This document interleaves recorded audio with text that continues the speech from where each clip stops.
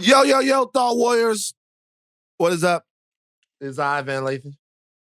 It is me, Rachel Lindsay. What are you eating? Peanuts. Look, I have a question. Are peanuts good? Are peanuts good for you? In moderation. What do you mean moderation? Like how many is too many?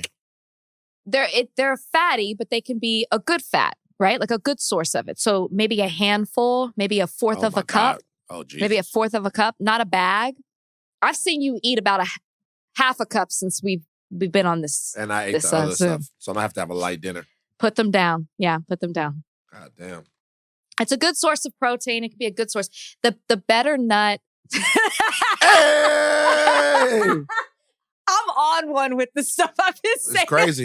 You wilding today. I'm not even gonna lie. The better nut is almond. An almond, a walnut. Make me throw up. What? Almonds make me nauseous. I could see that. They're not my favorite, but they're better. Copper. As well as walnuts. Walnuts I like. Walnuts I dig. So how are you feeling? What's going on? Listen, we gotta talk about something that Rachel did earlier today. Shout out to the people over at YouTube. Because we did a talk with YouTube today. Like YouTube. It was great. Yeah. It was great. The diversity stuff, race to equality. Shout out to Leor Cohen and everybody over there. Leor called you, by the way? He told me he was going to call you. He did call me. He did. I didn't answer. And I got a message that said, "This is Leor Cohen." I said, "I'm sorry, what? Let me go ahead and call this back and save this number." Yeah, That was pretty cool today. Thank you, Van. Shout out. So we're on the thing and we're talking.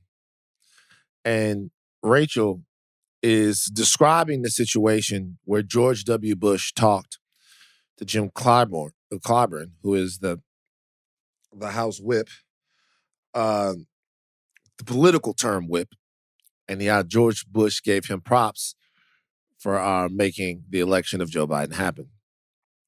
And Rachel said something like, and I'm listening to it, and I'm like, it took me a second.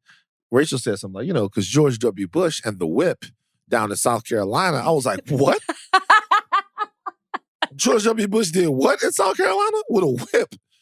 I'm thinking, like, when she first said that, I'm thinking, did George forget which century he was in and just go at it in South Carolina?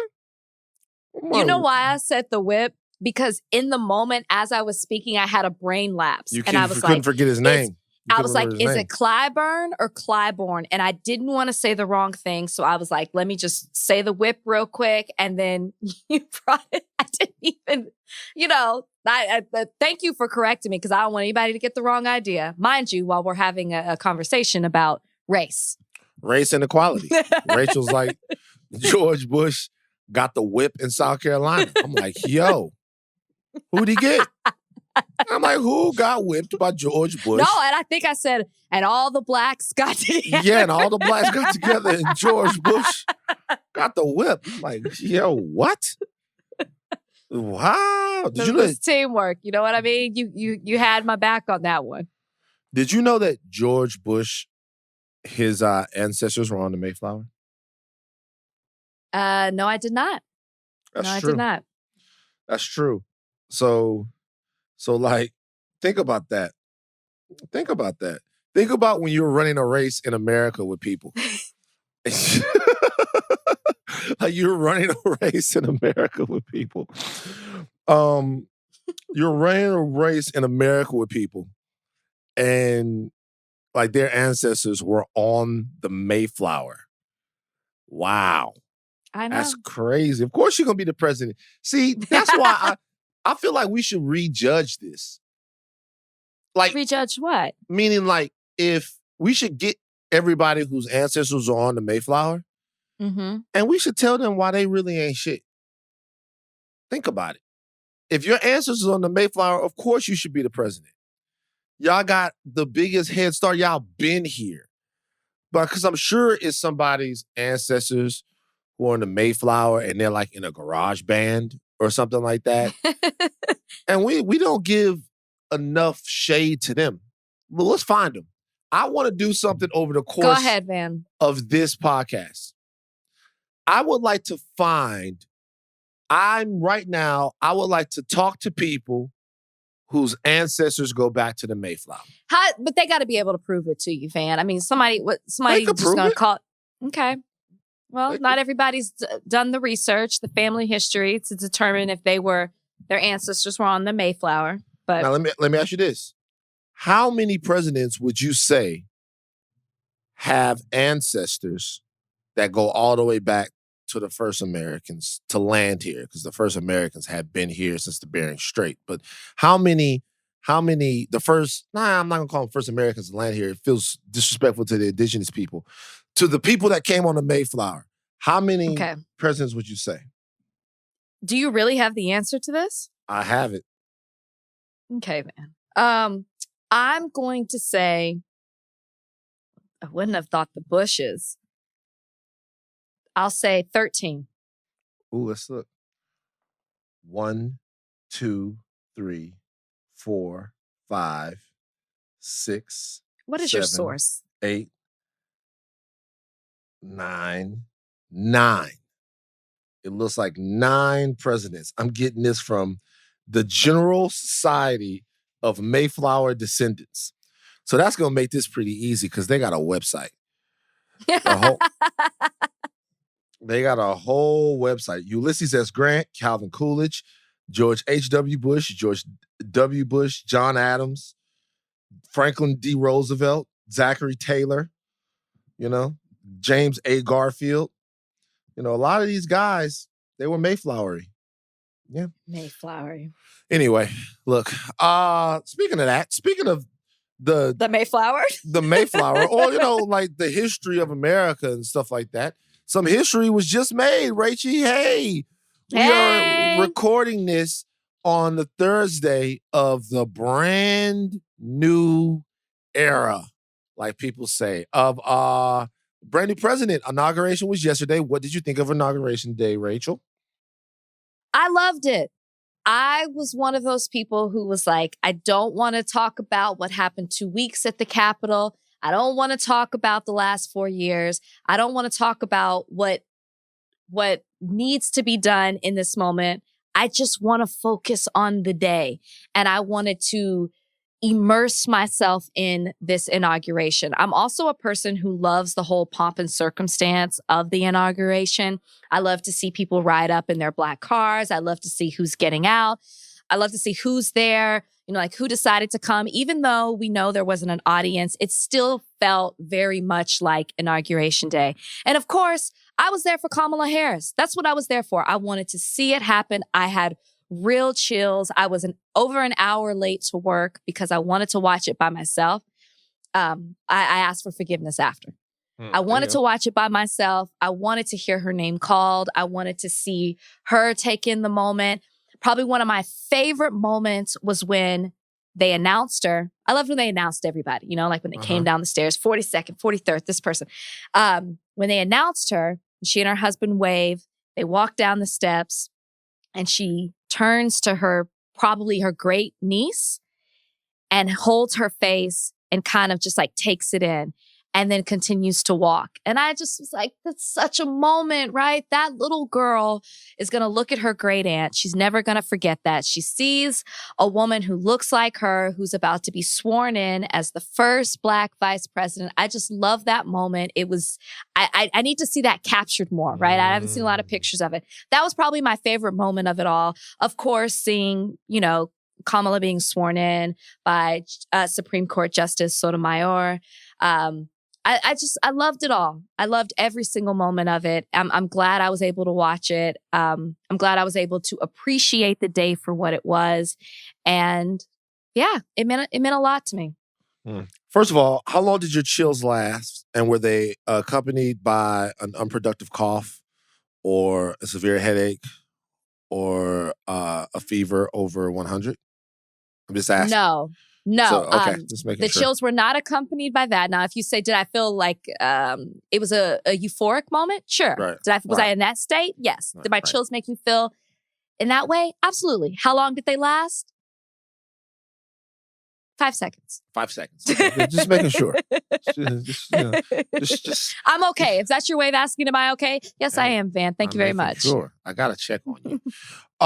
Yes. How do you feel? Did you allow yourself to, because I mean, I've seen your stance today. Okay. I see how you're feeling on today. But how did you feel yesterday? I'd be lying if I didn't say there wasn't a moment of exhaling. Yeah. More than anything, Donald Trump was annoying. It was annoying. You be having a good day, a relatively good day, and all of a sudden, the president would be on the TV saying China, and you just want to be like, yo, man, I don't wish ill on anyone, but can't he just twist his ankle?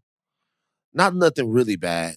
Just can he tweak a knee, pop a hammy, just something, and then you feel God's like, man, it's not okay to hope that somebody pops their hammy.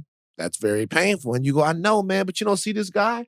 Really, I should be asking you, what's the purpose? Why I got to do this? Why I got to go through this? So just knowing that there'll be a new annoyance or a different annoyance, an unfamiliar annoyance now was pretty cool. And also, yesterday was the result of the work of a lot of the hard work of a lot of people. You know what I mean? A lot of people had to make a lot of sacrifices and take a lot of chances to do a lot of things to get America to a point where they could put one foot in front of the other, make that happen. Yes. And it was good to see a celebration of that, Yes.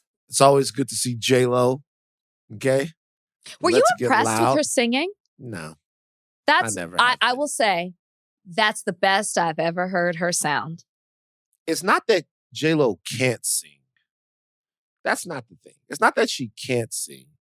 It's just that if singing was the only thing that she did, there you go. You would be like, why is she famous? Because you hear people. She's got a choir voice. Right. It's not that she can't sing. But by the way, to J-Lo's credit, singing isn't the only thing that she does. Yeah, but it's the best I've heard her. She dance. Mm-hmm. I think she's an actress of considerable range, and people don't give her credit for that. But I think she's pretty good. But her, the Timber Snake was out there. I saw they had what's his name from Scandal? Tony Gwynn, not Gwen.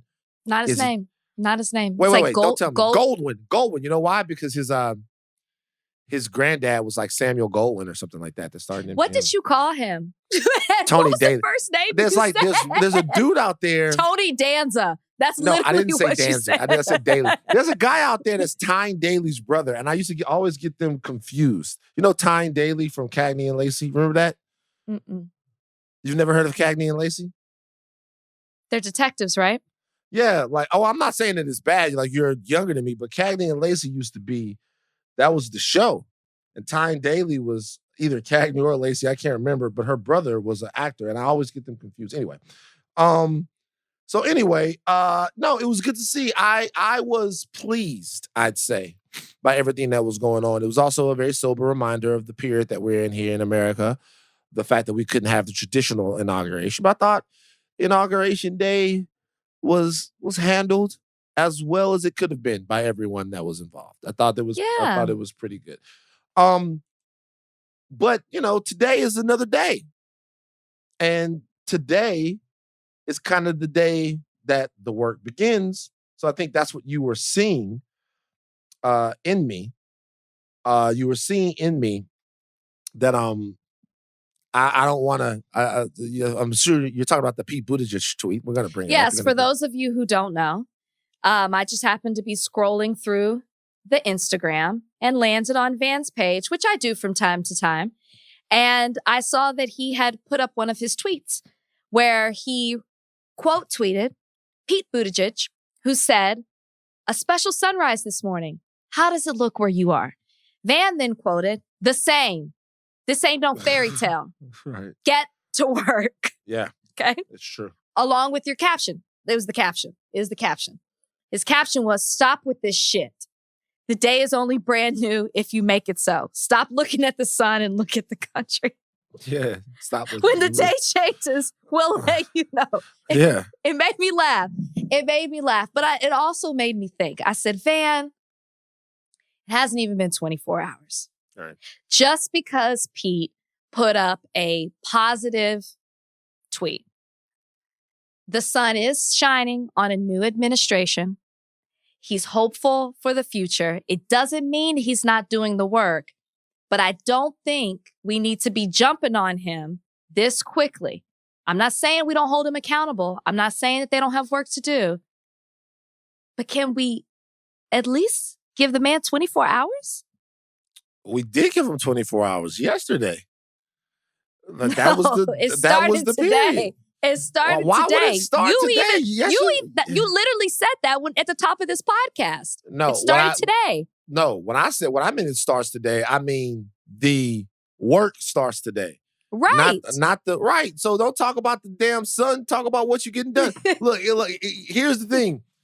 You said that the sun is shining on a new administration. That's not what he asked. He didn't say it. He didn't get up and say, well, that's not what he said. He didn't get up and say, hey, the sun is shining on a new administration right now, and we're going to do this and this and that. No, he said, how does the sun look? I helped him out. Right, okay. Because I know what he meant. And the answer is the sun looks the same. The sun does look the same. And the sun looks the same. The sun looks the same. But just because he tweeted that, does it mean he's not working? Does it mean that the administration is not getting to work? It's like, damn, let the man breathe for a second. Let him breathe. See, that's the problem. Let him breathe.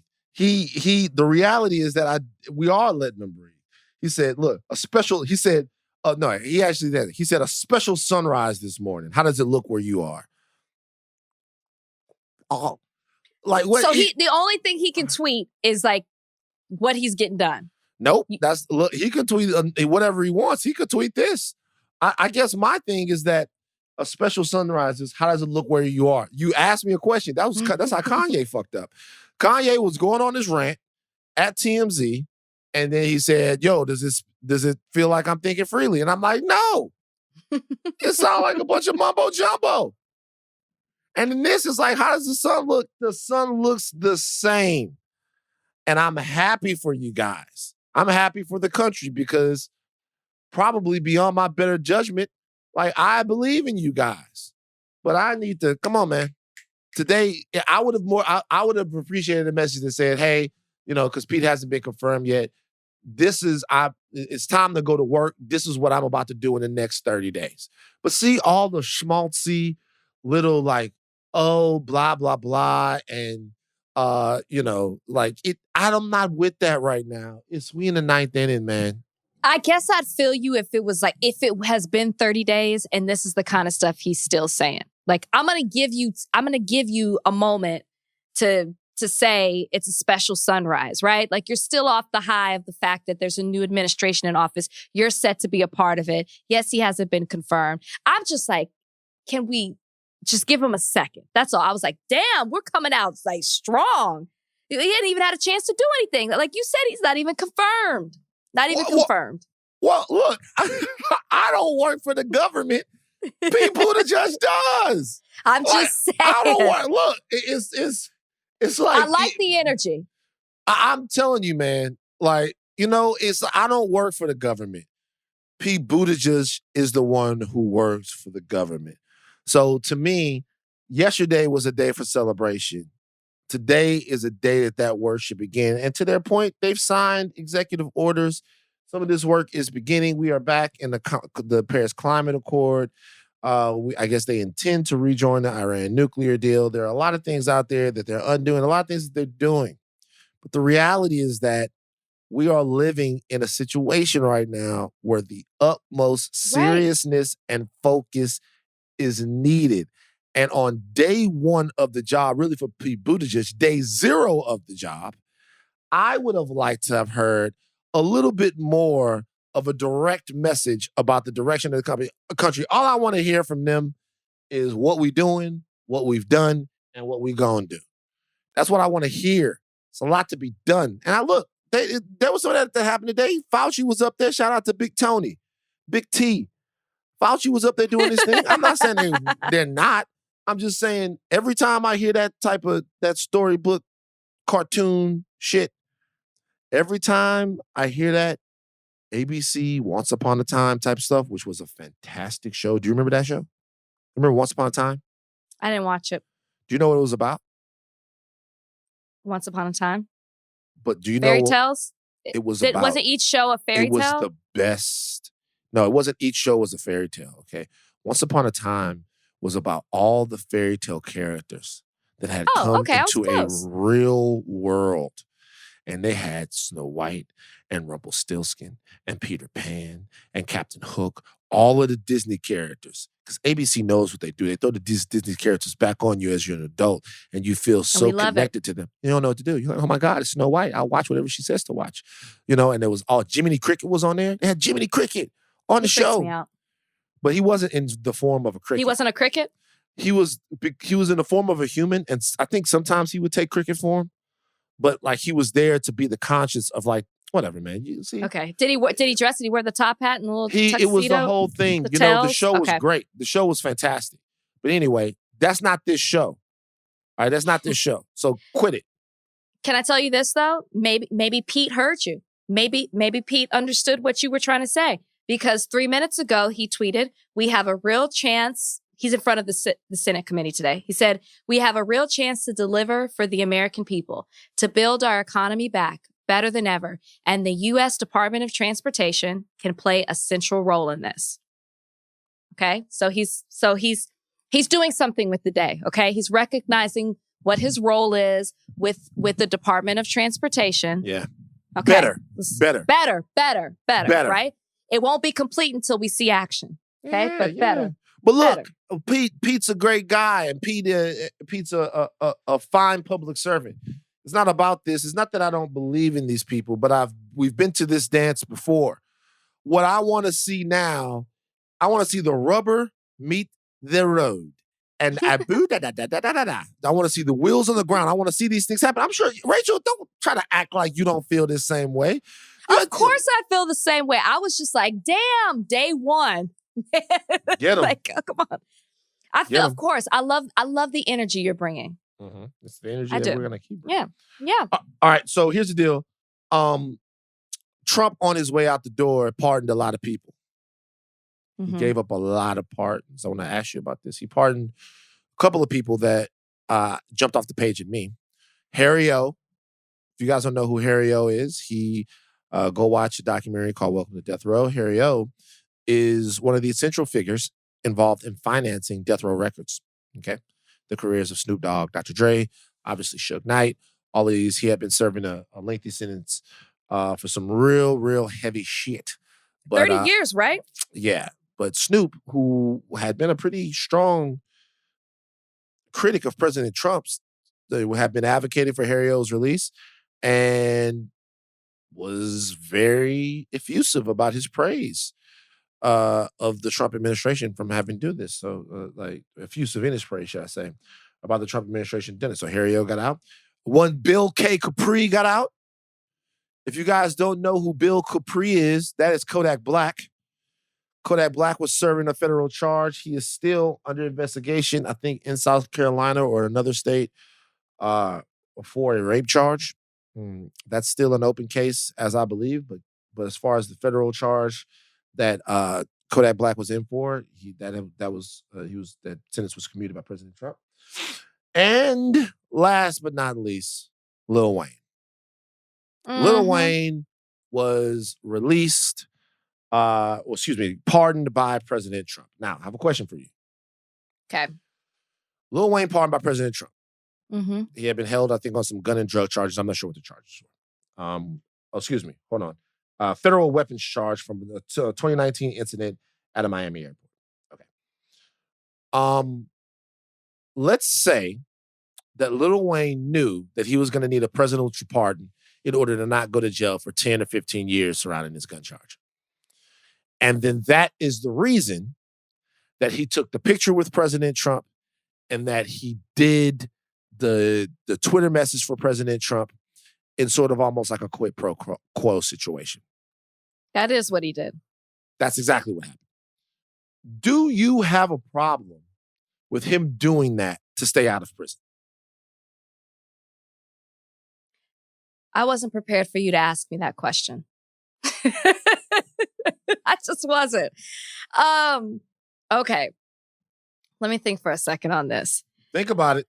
Don't think about it. We're talking about. No, I mean, that's why I say I wasn't prepared. Obviously, it's not that I don't know the story, but you're making it personal, right? So do you do something that's for self, a selfish act to protect yourself, or do you not do it because of what it represents and what it means for the culture and for your people? That's really what the question is that you're asking me. Sure. I don't know what I would do in that situation. I'll be honest. I'm gonna be, y'all can jump on me, you can be mad at me, but let's be for real. If you're an individual that's facing 10 to 15 years and you have the opportunity to bypass that, and you don't have, yes, he's maybe essentially you could say maybe he's selling his soul to the devil. Maybe he's doing it. You don't agree with the way that he's doing it, but he's looking out for himself. Who's to say that we wouldn't do that if we were in that same situation? I think that we all could reason that when we knew that Wayne had been under investigation, then shortly thereafter, those charges were made against him. I think we all kind of knew what was happening when we saw it because Wayne has a history of pretty much avoiding politics altogether. He hasn't involved himself with the Black Lives Matter movement other than the Georgia Bush song that he had in regards to Hurricane Katrina. That's really the only time we've seen him align himself with politics or speak out. So I figured there was some ulterior motive when it came to this. I can't say I'm mad at that. Look, let's keep it all the way real. I can't. A lot of people are gonna, y'all ain't going to jail. Thank you. Like y'all ain't going to jail. It's y'all ain't going to jail. Y'all not. I've seen a lot of people like, oh, that's why. So to me, it doesn't make me any less disappointed that he did it. It was disappointing to see that come from Wayne, and it doesn't absolve Wayne in any way from what he did and what he tried to do. He essentially tried to damn America and damn many parts of, urban America for his own gain. But the reality is that, look, jail is jail, man. Prison, 10 years. I can't say. He would have gone. He would have gone. He definitely would have gone because he had a prior. He had gone to jail. He already been there. Yeah. Like, I can't say that I would have done it, but I can't say that I wouldn't have.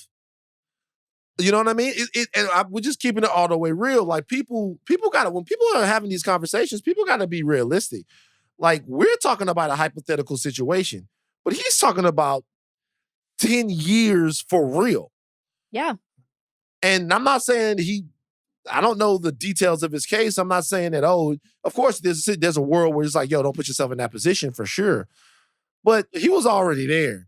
And someone told him a picture and a Twitter message and you can get out of it. I mean, to me, that's more indicative really of the disgusting way that the Trump administration does business and the disgusting position that we're putting all the time to choose our souls or our freedom, where everybody else's souls and their freedom are intertwined. Having said all of that, I am not about to get on my high horse right now and be like, nah, man, I'm doing 3 hots in the cot for 10, 15 Absolutely years. Not. I can't say that.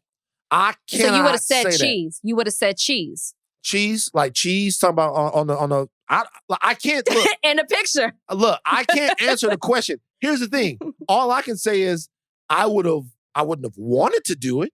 Sure. I would hope that I wouldn't do it, but I can't say I wouldn't have. That changes the dynamic for me. But then what I would like is if we all feel like we know why Wayne did it, right? Then now you've been pardoned. What's stopping you from saying, I had to look out for me. I had to do this situation. I don't necessarily stand by the things that I've seen Donald Trump do. I don't believe in it. I feel like he's hurt our people. He's hurt our economy, whatever it is, it may be. But I needed to do this so I could continue. I mean, he did say a statement. He believes in my art and the work that I do. And maybe he said in the community too. So if that's the case, I would like a statement for Wayne saying why he did what he did. And maybe maybe if he did do something that was detrimental, maybe there were people who followed what he did because they saw that he took a picture with Trump. Maybe he apologizes to the community for it. But, he's like, I needed to look out for me. In that moment, it's just tough. And this was posed and I see a lot of people going back and forth. But in that moment, it's just tough, man. It's he just can speak tough. out now, though. He can speak say out now. He can speak out now. And I'm not giving Wayne the pass. I'm just saying, I looked at that and I was like, huh. By the way, I felt, as soon as I saw the charges on him, I felt that was kind of the deal. Of course. That was kind of the deal, that Trump was going to pardon him or something like that. All right, let's take a break real quick.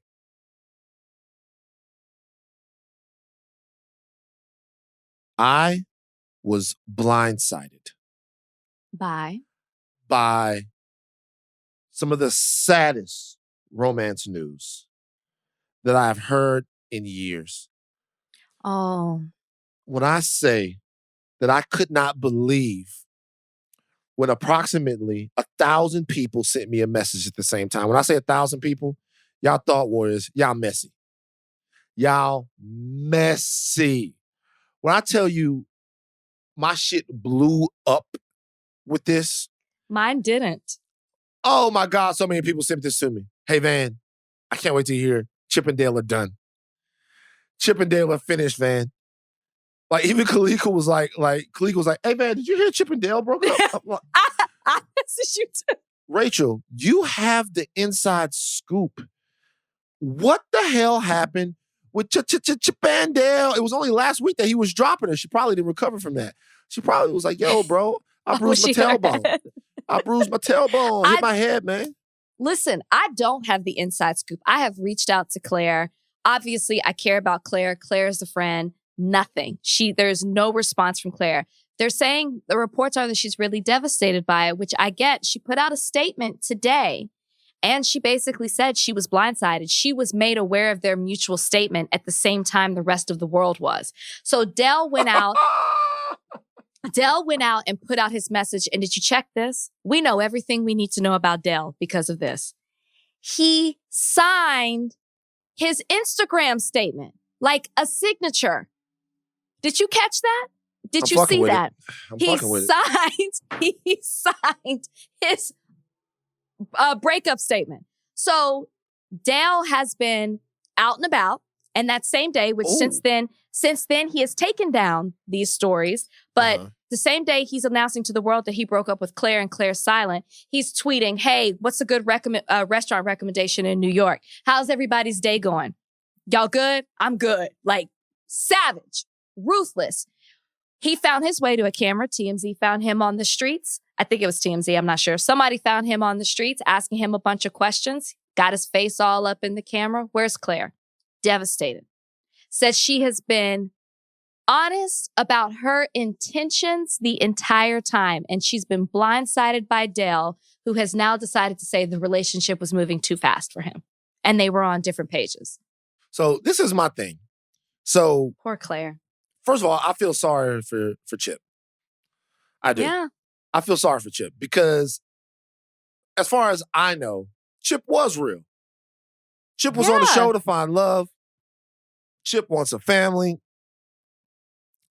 She wants to find the whole thing. She wants that was pretty much out there. So to me, I'm not going to lie. I felt I'm kind of pissed at Dale. I'm kind of pissed at Dale for giving her the runaround, man. Like, she's a lady that's trying to move on with her life, get that Mr. Right, get that husband and those kids. And it seemed like to me, he was all in it for the glitz and the glam and the fame. And the fame. I'm kind of disgusted with Dale. Yeah. I'm kind of disgusted with Dale, man. It always had been rumored that he was about that life. Now, the other thing people are saying is he wanted to stay in New York. and he wants to host and he wants to be this media personality and do events. And Clare wants a life in Sacramento. She wants to keep her life, have her job, be close to her mother who has dementia. And he knew all of this. Yet now maybe he got the number of followers he wanted. Maybe he got a job, an opportunity from the same thing. That's so funny. It's so funny. It's just funny to think of Dale waking up every single day checking his Instagram. Like, yo, when I get to $500,000, I'm out this motherfucker. I don't put it past him. She looks at him like, hey, baby, you want to go for dinner? And he just sees 10 more followers. I'm about to get rid of you. I can't believe it. I'm going to host. He probably thinks he's the next Michael Strahan. Well, that's funny. Now, that might be the funniest thing you said. He probably thinks he's the next Michael. Look, so I guess my question is this. Is there any chance that Dale could be in contention for The Bachelor? Would they ever put Dale on? No. You don't think so? No. That would be a built-in whammy of a show, though, if they chose Dale for The Bachelor. It would be. The show wouldn't be what I think it is if they picked Dale. Why is that? Because you would be doing it strictly for attention, the ratings, for the controversy of it all, not because this man is, as they say in Bachelor world, here for the right reasons. I think Dale has already proven who he is at this point. Right? So can't they make another show for Dale? What show would they make? Create a whole show around Dale? Do you know how long it's been to get one black man as the lead? You think they're going to create a whole nother show for Dale? I got the show. You ready? I got the show. Okay. What's it called? The show is called Disappointing Dale. And basically what we do, it's like a show for us. Who's us? The viewer, right? Okay. It's a betting show. What we do is we set Dale up with different women, right? He goes out with them. He charms them. He makes them believe all of this stuff, just like he did for Clare, all right? And then us at home, we get to place money on the time that he is just going to jump out of their lives and leave them destroyed and on red and all over E. Who disappointing wants to watch that? It's what The Bachelor is anyway. There's only one. Yes, it is. I don't know why you acting all. That's what the show is anyway. I'm sorry. That's not been my story. Only one woman wins. Only one man wins. Everybody else gets disappointed. Remember Fat Lyman? Remember what happened to him? He got his heart ripped out of his chest. Jason, heart ripped out of his chest. I still think about him. I'll be driving. I'm telling you. I'll be like, yo, man, I wonder if that guy's okay. Like, if he lived in L.A., I will fuck with him. If he lived in L.A., I'll pull up on him right now. I will bring my whole PlayStation to his crib. Hey, bro, I think we just need to play. I think he's okay. Maybe. I think he's okay. Maybe he should be the Bachelor. But he would be great. He would be great. He would be great. You wouldn't question his intentions. You know, he's all in. He gave us highs and lows. I like him. He's kind of got like a dark past. There's some secrets there. Disappointing Dale, the emotional terrorist. Well, I'm sure some network will pick it up. As soon as he's out of contract, maybe somebody will, follow Dale around. Dale the Dick. Now we're talking. Dale the Dick just going around like tricking older women, making them think that he wants a relationship and then pulling the rug out from under them. I'll tell you what, Dale. I knew it. I knew you couldn't trust him. As soon as he showed up, I did. I felt weird about him. He showed up out of nowhere after the Yosef thing, and I was like, "What's up with this guy?" What's up with this guy? He did show up out of nowhere. He just popped up out of nowhere, and I was like, this guy looks like an opportunist. And then that time, remember you told me that he hit it that night in the thing, the night that he first hit? I didn't tell you that. That's what you said.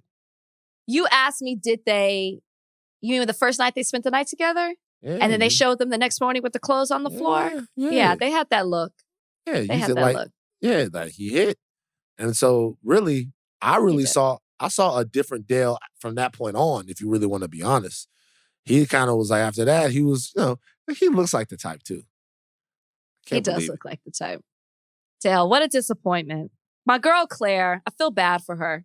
She said she still hasn't given up on love. That's what her statement said. The question is, has love given up on her? No, stop that. We are I'm not. just, I'm just, no. I'm It is asking. not. This was a big blow. And the way it happened. The way it happened. Boy, Dale, I gotta be honest with you, man. I don't know what he thinks he's gonna do after this, Dale. You ain't Michael Strahan. Oh, you mad at Dale? Talk your shit. No, I'm just saying you're not Michael Strahan. You're not about this opportunity is not going to catapult your career into some type of success that I don't know you think that you're going to have. How you know? It like you cuz if this reputation is what gave you your popularity, well then your reputation ain't great after the way that you just did Clare. You know what I mean? People don't forget. People don't forget this. Is there any world where we believe that Dale really got in over his head? And let me tell you how hot Dale is in these streets right now. I just Googled Dale. Dale's name comes up in the Google searches before Dale Earnhardt's name. He is now officially, for however long this lasts, the hottest Dale in the world. That's crazy. So this time next week, let's check back again. We can. Oh, I'm not saying he will be. So hold on. Oh, this is I see the message right here. And before this, he put a picture of his parents, his mom, his dad, and then him, and then a shirtless pic. And then he has not yet taken the pictures of him and Clare down. No, he won't do that. That's too much. That's too much. I gotta be honest with you. If we had paid attention to these pictures, we would have known that they weren't going to work out. Do you know why? Tell me why. What story do they tell? There's one picture that I'm looking at, and it's a picture of Clare. It's the haircut? The haircut. It's the haircut. I'm looking at the haircut, right? That's where it went wrong? She probably fucked that man line up. She don't know what she's doing trying to line a brother's hair. She don't know. That's the cultural thing. Those are the boundaries that we set. She probably fucked this man line up, gave him a buddy cut, and he was like, I can't do this. Look at the video after and tell. Did she mess it up? Let me see. Nah, I look a little buddy. Yeah. He looked like she gave him a Wu-Tang hairline. It hasn't looked the same. If you look at the other pictures. I can't with you. I'm not playing this game. So corny. So corny. Dale. Anyway, well, look. I'm not. Listen, I wish my girl Clare the best. She's a person who's deserving to love someone or for have someone love her the way that she loves them. It wasn't Dale. And I hate that he proved people right. People thought he was this way. He's exactly who he thought he was. Right? Shout out to rest in peace, Denny Green. Yep. The Bears are who we thought they were. Who takes the third game of the preseason to play with, or we let him off the hook. She had him. So is there any choice? Is there any chance, now I'll ask you, Bachelorette expert, is there any chance that Clare gets brought back? No, they won't bring Clare back. Why? Like she only got, can she get nothing? Clare may or may not have been a little difficult. Okay? They're not bringing Clare back. Well, then it was karma. They're not bringing Clare back. Maybe we'll see Dale on the beaches of paradise. Not saying I want to. That's the other show, right? Yeah, I don't think you'll make it that long. I think you're done after this season. That's a summer show. I can't see you making it that long. All right, we coming back. This is going to be a Bachelor-heavy episode. Look, you guys know everything that's going on in the country. We have a brand new president. The right is freaking out. The Proud Boys, I read in the New York Times article that the Proud Boys have disavowed the president. Shout out to all the QAnon people. The QAnon people who were licking their wounds today because they thought that, I don't know, yesterday Donald Trump was going to turn into a dragon and breathe fire all over Joe Biden or some crazy wacky thing. It didn't happen, and they are actually mad. There are people that are in these message chat rooms and stuff like that. I'm too afraid to go look at it because I don't want the FBI calling me. No. But the QAnon people actually thought that the prophecy, I read one message where the guy was like, I am the laughing stock of my entire household. Everyone is looking because he thought Donald Trump was going to turn into some kind of savior yesterday and that he was not going to be out of the White House. So it's a lot of tears. That's wild. There's a That's lot wild. of Well, tinfoil tears. we don't feel bad for you. Let's move on. Those tears are like PEDs to me. All right? They're like performance-enhancing drugs. They hit my skin and I get another ab. Okay? Tears from angry racists, there is nothing better for your glow. I get angry racist tears. I get facials. Angry racist tears. I have an esthetician take the tears of like a Hawley or a Terry Crews. They come out of a very special chalice and they just rub their hands in them and they put them on my face. And my ancestors, I feel them up there and we laugh together. My ancestors are up there like, ha ha, boy, getting a facial with them people tears. And then I laugh and then they laugh and then they cry and those tears hit my face. And that's how my skin stay clear. I used to have a skin problem until racists started crying. I used to have man. I used to have cystic acne. But then I started making racists cry, skin clear right up. Wow. Yep. I don't even know what to do with this, man. Your skin is nice too. Apparently, you're doing the same thing. Well, I guess my ancestors are looking out for me too. Try to act like it's just me. Shout out to all the estheticians that had to work on my face during the bad times. Shout out to y'all. You ever had the extractions done? Oh yeah. Yo, I still get facials. Yo, man. Shout out to women. I'm in the face house. Hurts. I'm laying down. And forget about the face house, because I used to go to a dermatologist to get them done, right? Because in the face house, they use the extraction, they do it with like a Q-tip. Oh, yeah, that's nicer. Right. But when I went to the dermatologist over there off Santa Monica, there was like a little slicer. Yep. Like a little tool. Yep. I remember one time I got my face done. I thought that the facial, so I didn't know really much about the facial, right? I thought that the facial, right? I thought you get a quick facial, you're looking your best, then you go somewhere. That's what I thought. AKA a face wash. You thought your face was just going to get washed. Yeah. So I remember I had to go to Long Beach to a N1 basketball game. This is like years ago. Whoa. Yes, it was. Yeah. To like an N1 basketball game. Maybe not N1. Maybe when they changed the name or whatever it was. And like I go there and it literally looks like I'd been bit by 1,000 rattlesnakes all over my face. It's like I got open wounds on my face. Like they cut me because I had cystic acne and it was bad. Like it was really bad. And they cut my face up and stuff like that. And people were like, yo, dog, what's wrong with you, bro? You still went out? Yeah, I went out. Did you have to work? Nah, it was like I was a special guest at the people, so I had to go there. You know what I'm saying? Did they think that Van hadn't shown up yet? Since you came looking like that? Oh, no. Man, stop. See? Making fun of people's appearance. Oh, shut up, man. I'm telling you, making fun of people's appearance. Y'all see him get sensitive? Y'all see him get sensitive? Hey, I'm not going to lie, though. That was a tough time in my life. That was I'm not making fun. No, listen, I know you're not making fun of me. I'm just saying. No, because I have developed it in my adult life. That's why I started getting facials. I never had to get them before. So I know exactly what you're talking about, but the slicing and then they're there and they're open. I mean, it's crazy how quickly it starts to go away. Like that's what your skin needs. It needs to like open up and all that. Yeah, no. But it literally, I went 33 years of life without so much as a blemish on my face. When I say my skin is very oily, but like without so much as a blemish on my face. And then for like a weird 1.5 year period, it was just hell. And it was painful. It hurt.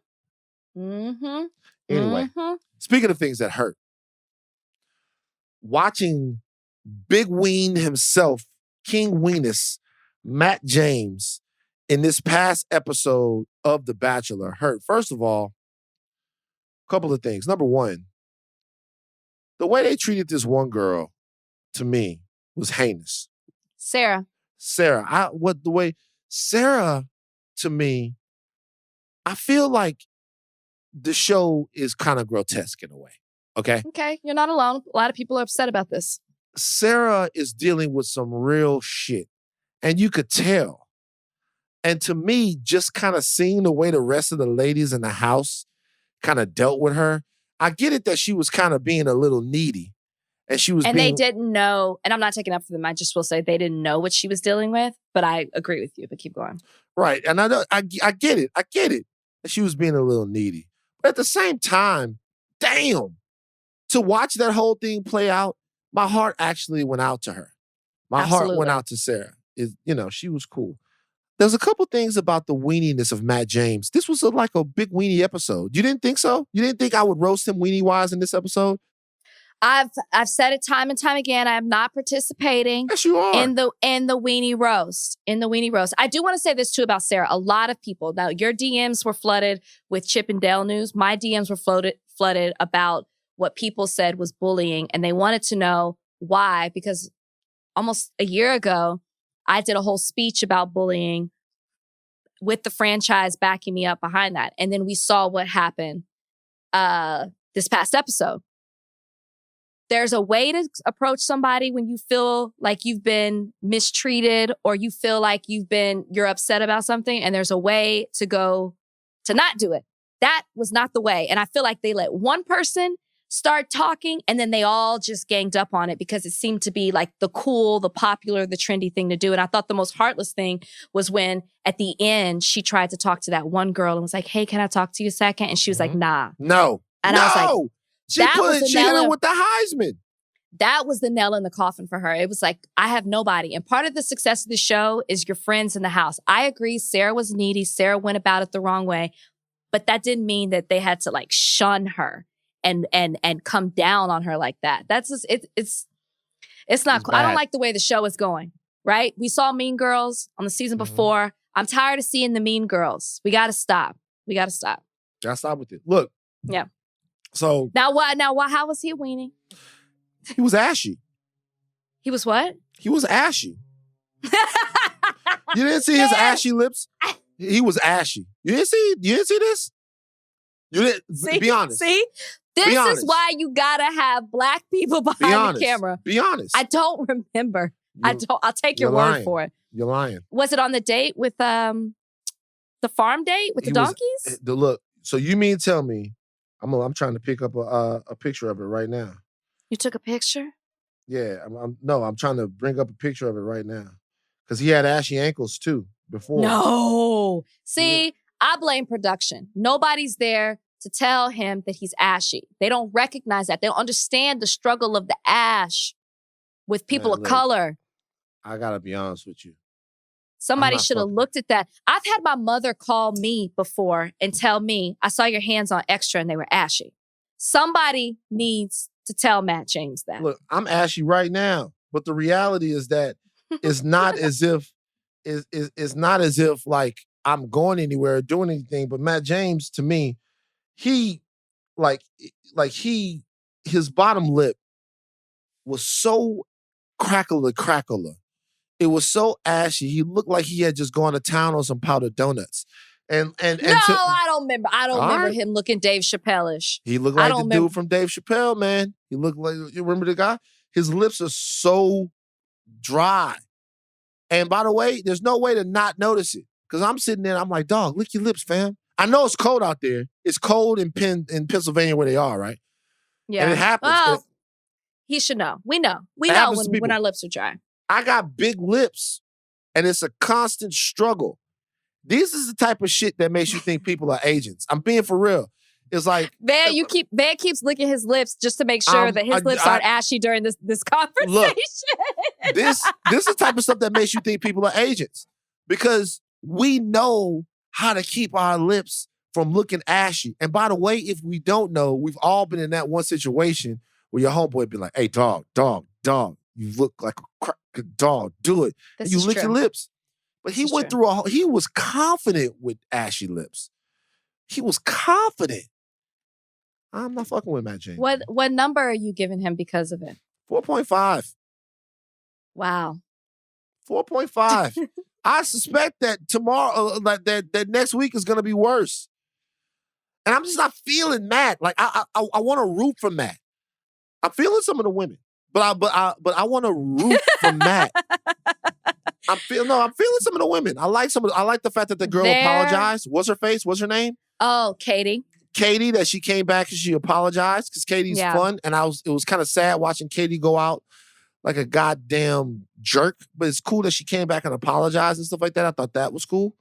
Wait, maybe I'm not talking about Katie. No, Wasn't it the one girl that kind of gave Sarah the business? Was it Katie? I can't remember their names. The one girl. Who they bonded over the loss of their father. Yeah, you're talking about. Yeah. Katie. Okay. Yeah. She came back and she was like, cool, but and it was good to see. But then it goes back to this. There is a moment next week, and I want you to bring it to the table. And I'm very afraid of what number you're going to give Matt. Why? After next week. Can I ask you a question? Are we going to see more Maggie? The moment involves Maggie. But you don't see more Maggie. But the moment involves Maggie. That's what I will tell you. I'm going to be honest with you. We're not getting a lot of Maggie. I'm going to be honest with you. If he does that, I might have to flame him on social media. I'll be honest with you. I might have to flame him on social media. Please don't let Matt go out like a sucker when it comes to Maggie.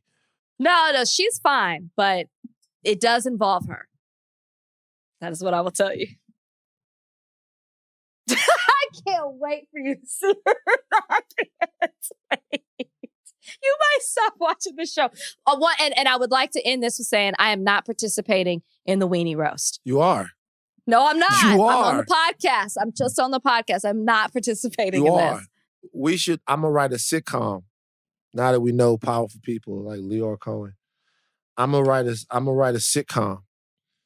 And it's about two guys, two biracial guys, two biracial bachelors, two BBs, two biracial bachelors, yucking it up in New York, trying to make it in the fast-paced world of entertainment. And it's going to be starring Matt James and Dale, two weenies in a bun. That's the name of the sitcom. Two weenies in a bun. Please move on to the next topic. Two weenies in a bun. It's sponsored by Oscar Mayer. Tonight on Two Weenies in a Bun. We bring on Heather Locklear as a guest star. Will she be the mustard that gets in between their relationship? Stop. Tune in to Two Weenies in a Bun. Sick of these dudes. All right, let's take it back. All right. Okay. So, as we did the podcast today, we had to sub in a topic real quick because somebody did something monumentally dumb. I want to start a segment on the show called What Were You Thinking? Okay, I like this. And it's not to diss. It's just that I actually want to know, what were you thinking? Actually, take my voice and make that. And Rachel, we'll do it together. 3, 2, 1. What were you? Goddamn. Okay, slower. Okay, right. ready? Yeah, ready. What were? You're fucking with me. I'm not fucking with you. You can't get on the same page as me. Fuck it. Okay. We'll do it live. We'll do the other. No, forget about it. Rachel can't do it. That's. By the way, do it. Do your voice. Do your voice. Do it. What were you thinking? That's the voice. That's like a harsh voice. Right? That's as harsh as I can go. I think it sounded better in your head than you thought. It did. Whatever. And the first person in this is DaniLeigh. DaniLeigh is a singer, and she's dating a baby. She's an attractive lady. She's 26 years old. She signed to Def Jam, I think. I'm not sure, but I think that's the one she signed. She went in today in my opinion, on Black women. She went in on Black women with the song that she posted to her timeline. The song was called Yellowbone. For you guys who do not know, Yellowbone refers to the skin tone of lighter, fairer skinned Black women. If you remember, a couple of years ago, Childish Gambino had a hit with a song called Redbone. Where I'm from, there's two different types of bones. There's yellow bones and then there's red bones. Now here's the thing. The terms yellow bone, red bone, high yellow, things like that seem, when you're at a point in your life, completely harmless. They seem harmless while you're using them. As you get older, you're out in the world a little bit, you start to realize that terms like that actually enforce colorist divisions between Black people. And there's always been the case here in America that colorism from outside of our community and from inside of our community has been something that has divided us and has made my darker skinned sisters and brothers feel at times, hold on, I said and brothers, not as much. Not nearly as much. This is something that has to do with the self-worth It's women. of Black women. Yeah. So let me not, other sides to the whole thing. And so this has been something that's used to divide us and to make darker skinned women feel less worthy, less beautiful, less seen. So DaniLeigh puts this song out. It's called Yellowbone. So the title of itself is problematic enough, even though I do want to point out that when Childish Gambino had the Redbone song, not very many people cared about the title in and of itself. Okay. I didn't remember hearing that uproar. However, this song right here is, or was, the tweet putting the song up has since been deleted, was a light-skinned woman's anthem. And she put on this, she said, why can't I make a song for my light-skinned baddies? Why y'all think I'm hating on other colors when there are millions of songs speaking on all types? Why y'all so sensitive and take it personal? God damn. Okay, here's the thing. DaniLeigh isn't Black. Keyword, key thing, key issue. She ain't Black. You ain't Black. Play Joe Biden saying that right now. Right. Put that in there. Go. I don't know if she's Afro-Latina. She has said that she is Dominican. I've never seen her claim Afro-Latina. I researched it. Okay, when I saw this story, I researched it. I said, you know what? I've done too much talking. The floor is yours. No. You're fine. But I researched this because I wanted to be correct on it. In no way or in any form did I see her say that she was Afro-Latina in any kind of way, because she is Dominican and there are Afro-Latinas that are Dominican. I've seen pictures of her parents. That being Yellowbone, any way you look at, any way you slice it, is referred to light-skinned Black. When you heard Van talk about it, everything he said was in relation to Black woman. Here's the thing about this song. Not only is it trash. Bad song. Objective. Trash, right? In musicianship and in content. It's pure trash. Hot trash. The phrase she keeps saying over and over again is, he wants a yellow bone. He wants a yellow bone, which even further plays into this notion that Black men only want high yellow women. It plays into this concept of colorism, which runs rampant, not just in the Black community, in other cultures, but specifically the Black community. Mm-hmm. The Black community. Also, to add on top of this, it seems like this is a personal dig against darker skinned women, Black women, because it is well documented that DaniLeigh has an issue with DaBaby's baby mama, who is a brown-skinned woman. And the fact that now he has claimed DaniLeigh, that is his girlfriend, and she comes out with an anthem saying, oh, by the way, he wants a yellow bone, as if he don't want you. He don't want you as a brown-skinned woman. It plays all into that. She's not stupid. She's not dumb. She knows exactly what it is that she's doing. And I'm not going to let her hide behind the concept of, oh, how come I can't do a song for my yellow baddies. Either she doesn't get it or she doesn't want to get it. And that's the problem. And see, this is where I have to bring DaBaby into this. You need to hold her accountable for what she's doing, because she's speaking on your behalf. She's basically saying this is what you want. And she's standing on your name to be derogatory towards brown-skinned women.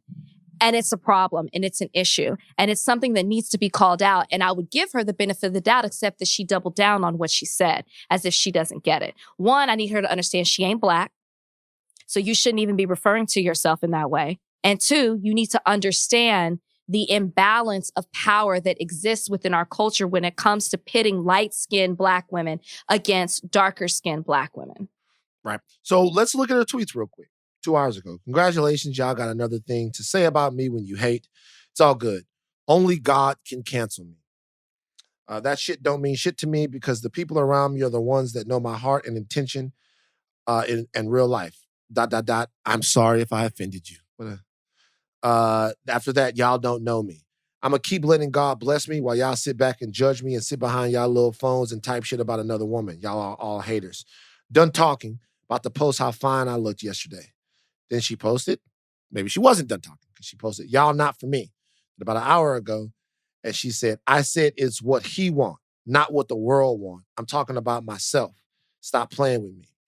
So, to your point, she's definitely saying that that's what the baby wants. I don't know what the baby wants. I think it's less about what the baby wants.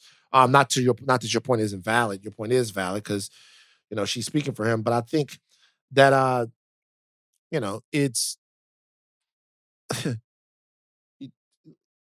there's no way around it. You're violating Black women. She don't get it. And I don't know if, my issue is, I don't know where grace comes into this because I'm thinking, hey, is this a person who is blissfully unaware of this situation? Is this a moment to teach? Or is this a moment to torture? Because gotta let you guys know there are times for each method of correction. Sometimes you teach, sometimes you torture. You have to want to be taught. From what you just read me, she doesn't want to be taught. And she's all up in our culture. And this is to me, it's teetering on cultural appropriation because you want to use phrases that aren't for you. If you're not Black, you're using the phrase yellow bone and you're choosing to not even understand where Black women are coming from and why they're upset. We must be hating on you. Ain't nobody hating on you. We're upset that you are using terms that are for Black women and they're problematic. And then you're choosing not to get it. You're choosing not to understand. Why? Because you don't have to get it. You don't have to understand because you're not a part of our culture. Yeah, I mean, look, the reality is the accountability here has to be driven home. There's no such thing as there's no quarter for her. No, what I'm wondering is in a situation like this, does somebody want to learn about why this is bad? Like if you're taking shots at the baby's mama, and then now the shots that you've taken at the baby's mama have now gone to a point to where they've offended. To be honest with you, women in the baby's family look exactly like that. Now I can't say whether or not they're offended or not, and I can't say whether or not it bothers him. He responded to her posting the song, which was the way the song sucks, with 3 yellow light emojis. So it doesn't seem like he had too much of a problem with it. But I'm more interested in how people react once they know that they've done something that is wrong, that they've done something that's hurt people. Mm-hmm. And really, it's really that more than anything that shows the makeup of who you are, like how you act in that moment right after. Right. How hard would it have been for her to say, my bad, you guys. It's a term that I've used before. Please help me understand why this is problematic. Like, I want to be better. Or like, how did I offend you? Instead of being like, oh, all y'all are haters. No, not everybody is hating on you, DaniLeigh. Well, that's not what this is about. Wait. No, nobody's hating. Like this is the first song of hers I've ever heard before. There's nothing for me to hate on. I've never heard of her. I've never heard of, I swear on the blood of Jesus. That Lil Baby song. What song? I'm not singing it. Why don't you My go Little for it? Baby. Dun, dun, dun, dun. I don't know what you're talking about. You will if you've heard it. You talking about Lil Baby or the Baby? Lil Baby is featured on it. Oh, her song. I've never heard it. I've never heard this song before. And by the way, obviously, I don't think she's making records for me. Like, look at me. Look at the way I look. 40 years old. I'm not listening to that. I was listening to Malcolm X speeches this morning. Like, I don't think she's making records for me, although I do like that ratchet shit. But I'm not, I don't listen to that. Like, but so this is the first song of hers I've ever heard. Maybe that's the reason why she did this. Maybe she did know that it was going to be a lightning rod of criticism. Maybe she was triggering people. Maybe she sacrificed the emotions of those black Well, women this ain't that are what's mad. So, this ain't it. but who knows? But for me, once again, in the moment that we are protective of our culture, in the moment that you've run afoul of our culture, how much you love the culture, because all of these people are selling the music that our ancestors died for, right? And I'm not gonna get, Right. I don't want to get too deep in it, but that's the case. The case is all of this music that you're talking about, all of this rock and rap that comes from the blues and gospel and all of that, that music was born out of pain, people's expression, right? So there's a cultural cost. Absolutely. There's a cultural cost for getting involved in that. And the cultural cost is don't bring more pain. That's it. That's the only the culture. You know, you want to get in there, you want to make music, you want to do all that. Don't add to that pain. That's all people gonna ask. Hopefully, we ask that you contribute something as well. But at the very least, what people are asking is just don't add to it. And not only did she run afoul of that, even when we told her, yo, just try to put her back on. I'm sure the people at Twitter didn't do it gently, so I'm not gonna act like they were nice about it. But the reality is, But why should they be? I'm not saying they have to be. My motherfucking mama dark skin. You ain't talking about her because she beautiful. And like so I don't know what it's on, but I know that that's not gonna be it. I would expect that before we record again, you're gonna see a different apology from her because somebody gonna get in her ear. And the problem is when you have her man, the baby, co-signing what she did. So why you don't think you do think that people are just hating on you because my man is a black man, he's a dark-skinned man, and he doesn't have a problem with it. Like he needs to step up and say something. I agree. This goes back to black men having black women's back. I agree. You need to hold her accountable for what it is that she's doing and how she's harmful and detrimental to black women. But you're not. Instead, you're praising her with emojis under the caption for her trash song. We should say that was before she came out with the tweets. We'll see what he says now. I'm not expecting anything different, but we'll see. Who knows? The reality, though, is the baby has been featured on songs with Meg Thee Stallion, I think Lizzo, a couple other things. He's collaborated with a lot of the women that, quite frankly, might find a song like this offensive. I'm not saying that they do, but they might. So it would be interesting for me to see sort of where this goes with him, where this goes with them. But once again, it's a different era. Like, people aren't gonna let you call their mamas and sisters ugly without you explaining yourself. People not gonna explain yourself. People not gonna let you call their mamas and their sister ugly like they second string. Nah, I didn't hear with all of that. And that song was trash. It's terrible. All right, Jackson, wherever you are out there in cyber world, it's time for Mailbag. Tee us up. Come on, man. Let's do it, Jackson. God damn it. Let's sort of go along the same lines, but in a more fun way. From Amina Amin Das, what's your favorite quote unquote problematic song? Bitches ain't shit. Either bitches ain't shit, or you asked me. Either bitches ain't shit or it ain't no fun. It ain't no fun isn't problematic. It ain't no fun is, if we'll be honest with you, it ain't no fun is basically like, never mind. But like, that's super problematic. But let me tell you something about It Ain't No Fun real quick. There's a lot of problematic songs. Oh, the whole 90s. Like, there are lines in songs from the 90s. There's a DMX song. I know, you talked about this before. There's a DMX song with a line in that song that is just the wildest. The wildest. It was a different time. Not gonna bring it up, not throwing no. Yeah. But the thing about It Ain't No Fun is, rest in peace, Nate Dogg. It Ain't No Fun shows just how little Nate Dogg at that point was thinking about himself. Nate Dogg is a genius and a legend, and I'm not slandering Nate Dogg's name. But Nate Dogg actually says, and It Ain't No Fun, when I met you last night, girl, before you opened up your yap, I had respect for you, lady, but now I take it all back. Because you gave me all your pussy, and you even licked my balls. So I'm thinking to myself, so is Nate Dogg basically saying that women are cool until they give him pleasure? Like, think about that. Yeah. Think about if you treated any other profession like that. If you treat, not profession, if you treat anybody else like that. Think about if you treated a chef that way. Like, a chef makes you a great meal, right? And you see the chef in the mall the next day. Dog ass bitch. You made me that steak. I ate all your pasta primavera, nigga. Like, you know what I'm saying? Like, it's just a weird dynamic to have. But I think about these things when I listen to these songs, not just how little we thought of women, how little we thought of ourselves. Any woman that would give us our bodies was like fucking horrible to us. I don't know what it was. What makes it worse is he sings it. You know what I mean? So like it's not even like it's like this hard. Like DMX is like rough with it. Right. Like he's singing it, and you just gotta jam Damn, along. I ain't gonna lie, man. Nate Dogg was gifted though. Damn, that's a jamming ass song. Yeah, that's I both songs you named I like. I would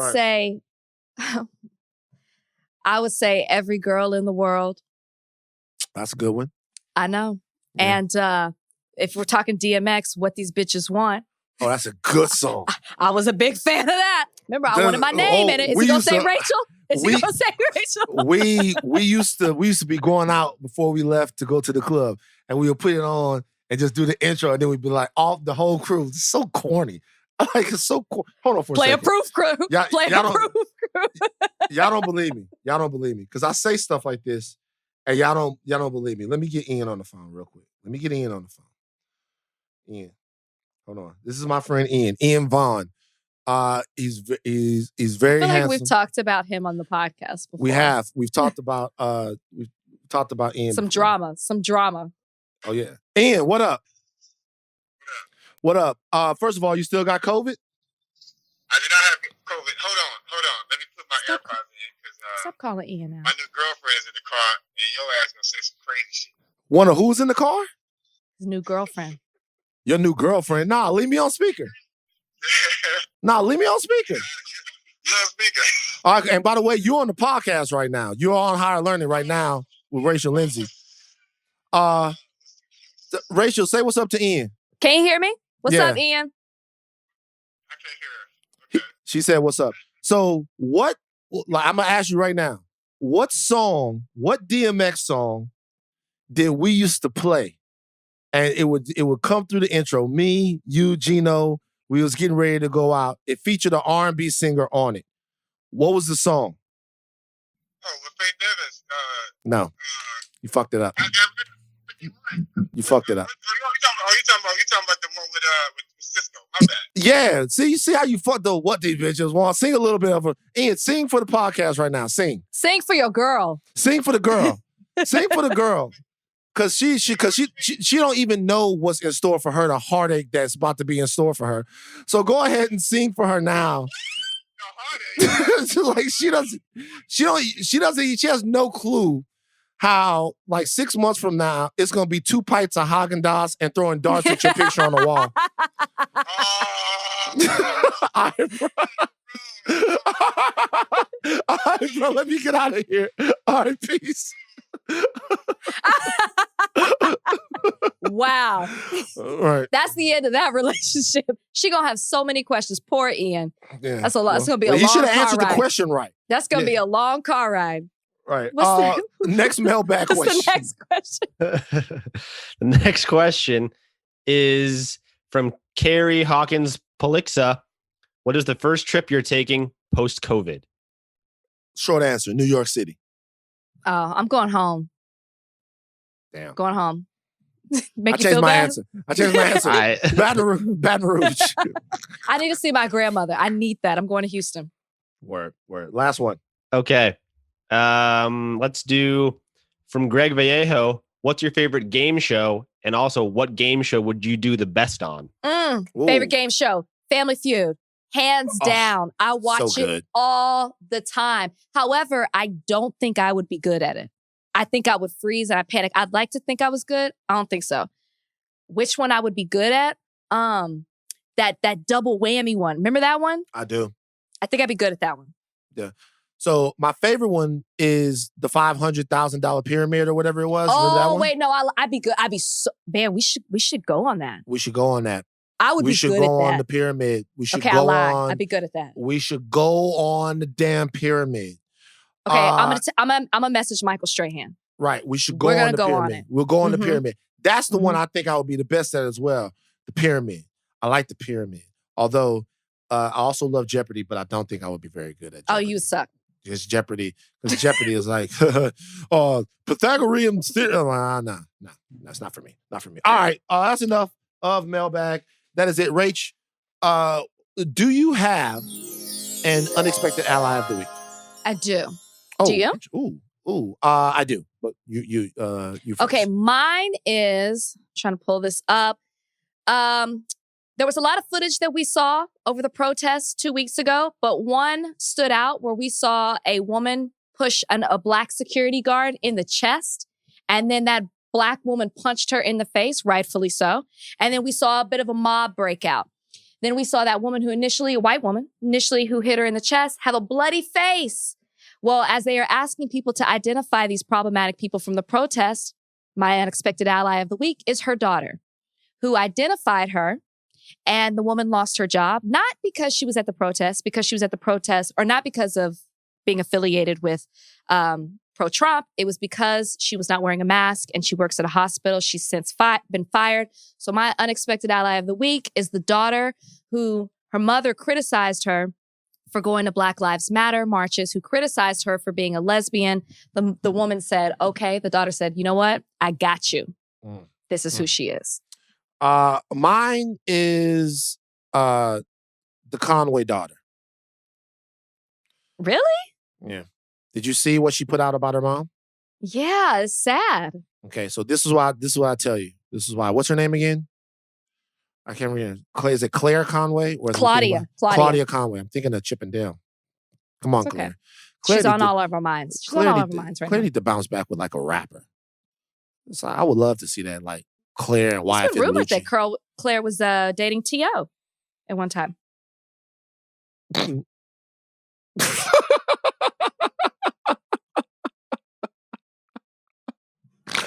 Okay. All right. Well, I have to shout out to T.O., my guy. T.O.'s actually a friend of mine. But, she likes receivers. That's all I'll say.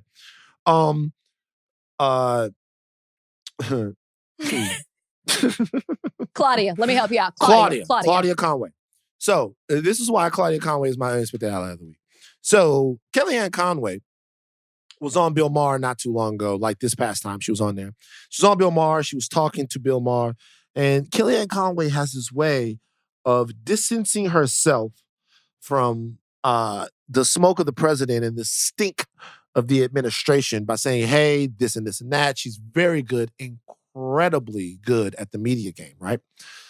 And there's something that comes with that. When you watch that, you go, hey, well, maybe these people that we're talking about are they work for terrible people. Maybe they aren't terrible people. So maybe if somebody like Kellyanne Conway turns up again, even though she basically told the American public hundreds of lies, went along with hundreds of lives, and went along with the regime that ended up killing two people, killing two police officers not too long ago, you think to yourself, hey, maybe there is some truth and I'm just doing my duty for my country. I'm a woman with a voice at the table. When you see them, not saying that you believe it, when you see them, sometimes your first mind goes, hey, maybe she will pop up somewhere. Maybe she was trying to keep Trump on the tracks. Maybe there were people inside the administration that were doing that. I'm glad that I know now that Kellyanne Conway, at least if you're to believe these videos, is a piece of shit human being.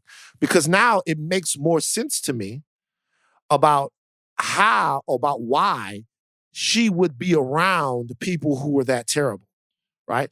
Because a lot of these people that are coming out of the administration, they're going to need jobs. And there's a lot of stories they're going to tell. There's a lot of blame they're going to place. They're going to do all kinds of things to get back in the good graces of American society, right? But the reality is that there has to be something shitty about you to be in the situation that you were in for that long. I always thought that. Has to be. I know. But to me, knowing that you would talk to or do your 15-year-old like that shows me she's not as far from Trump as we thought. Right. She's not far from Trump at all. She was abusive to someone who was weaker than her. And that is what the president showed over and over and over again he was capable of and that he liked to do. Yep. So that's my unexpected ally of the week. Take your thinking caps off, but do not stop learning. Look, 2 Weenies in a bun. Come into UPN. That's where we're going to go with it. Guest starring Heather Locklear. Heather Locklear can have a role in Two Weenies in a Bunch. She could be Why like her? Why are we naming her? because that's who they always put in. She's an Okay. older. She could be their media coach. Two Weenies in a Okay. Bunch. She comes between them. Take these apps off, but do not stop learning. I am Van Lathan. I'm Rachel Lindsay. Peace.